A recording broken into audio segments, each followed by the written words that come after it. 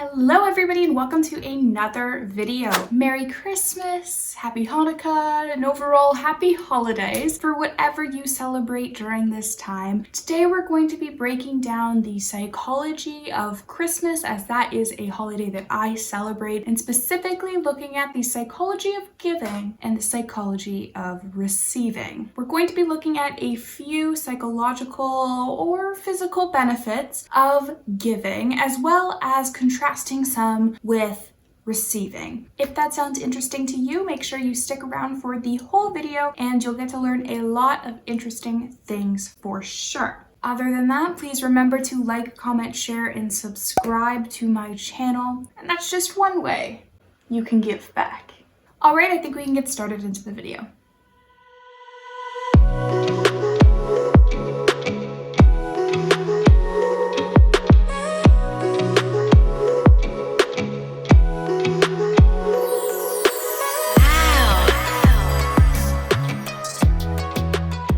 First, we're going to be looking at the psychology of giving, and specifically the psychological benefits that come along with it. Number one, giving brings happiness. And there's various studies that have proved this, various researchers that have come about to research this question of whether or not giving can actually boost your happiness. And the general conclusion is that when people give, there are various brain regions that are associated with pleasure, social connection, and trust that are activated, and which kind of go on to create what psychologists call the warm glow effect, and just an overall sense of well-being and happiness. Specifically, there are endorphins being released, which contribute to a feeling often described as the helper's high. And so that's essentially that when you give, when you help, you often feel very elevated, almost a sense of euphoria, that you just feel very good about yourself and just generally happier. One study that I did want to highlight today was done by a couple of colleagues in the United States, and they studied 96 university participants who essentially were given $5 a day for 5 days. And now these participants were also randomly assigned to use this $5 to do different things. One group had to spend that $5 every day on themselves. So they had to buy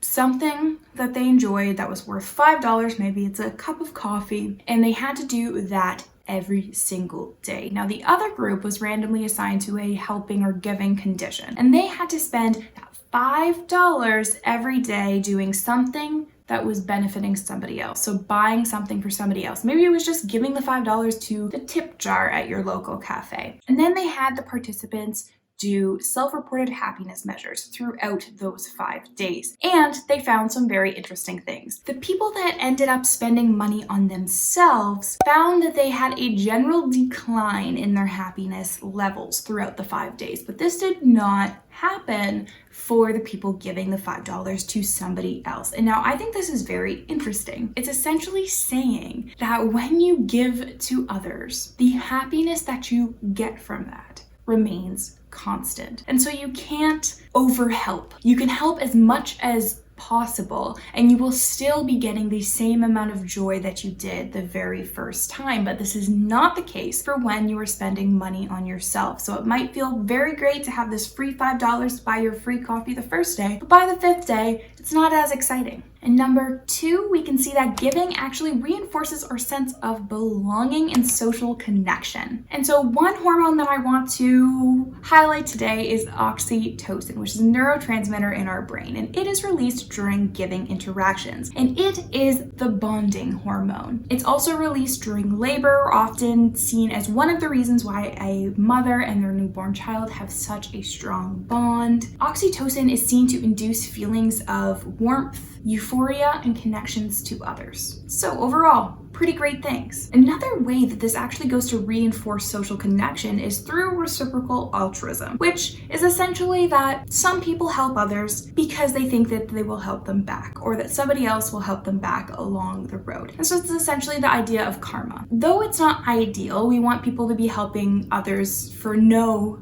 reward whatsoever, this reciprocal altruism does create a tie to one another and creates a sense of social connection and that you can rely or trust others to help you. In a book titled Loneliness, Human Nature, and the Need for Social Connection, the author mentions this: the more extensive the reciprocal altruism born of social connection, the greater the advance towards health, wealth, and happiness. And the final reason that giving actually ends up boosting our social connection with others is that giving is contagious. And this is essentially just saying that when one person gives, it often inspires the other person to give to someone else, or even to give back, which would be going back to our reciprocal altruism. So I want you to think about a time where perhaps you were in a drive-thru and you order your drink or whatever, and you drive up to the cashier and they say that your meal has already been paid for by the car ahead of you, and that this has been going on for several cars now. Most people will, 1,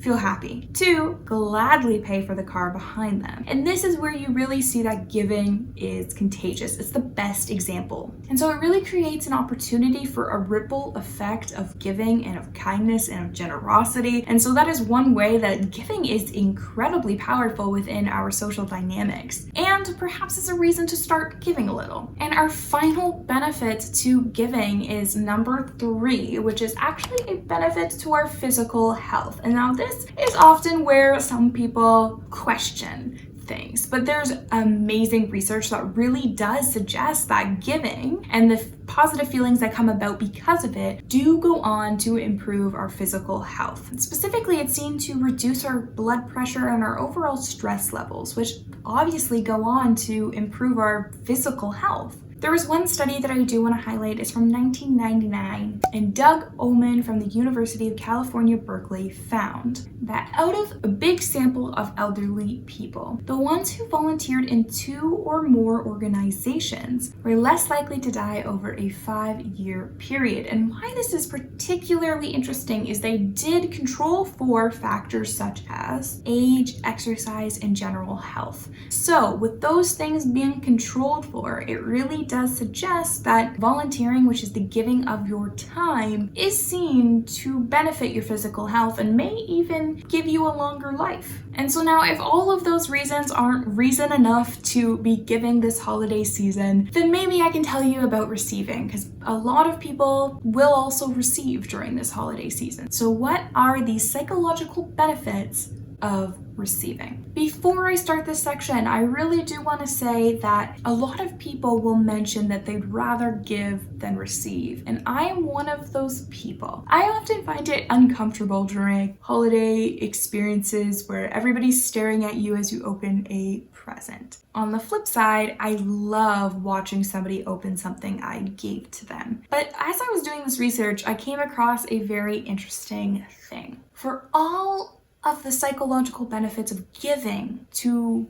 exist and to be a psychological phenomenon, there has to be a receiver. And there has to be a receiver who's happy to receive. And that really changed something, at least a little bit for me. And it changed my perspective. In order to help others experience the psychological benefits of giving, I have to be a good receiver. Even though sometimes we feel undeserving of the gifts or attention that we're receiving, there's a different way to look at it. There's a better way to look at it. And it's that you instead should be grateful that you are deserving. And this is where gratitude comes in. Biggest psychological benefit of receiving is that it opens up the opportunity to be grateful. And gratitude has been seen to have many, many, many psychological and physical benefits as well. And so much so that I did already make a complete video on it. And so that was the Psychology of Thanksgiving episode. You can see it in my videos if you go to my channel. But overall, gratitude is seen to make you happy.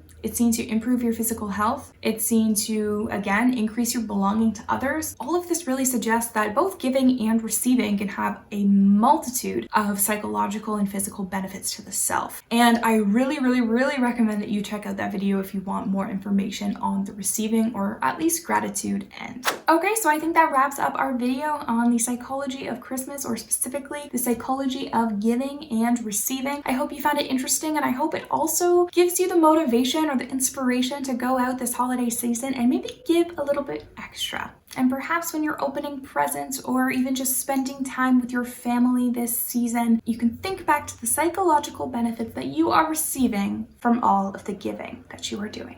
Happy holidays, everybody. I wish you a safe and Merry Christmas this holiday season.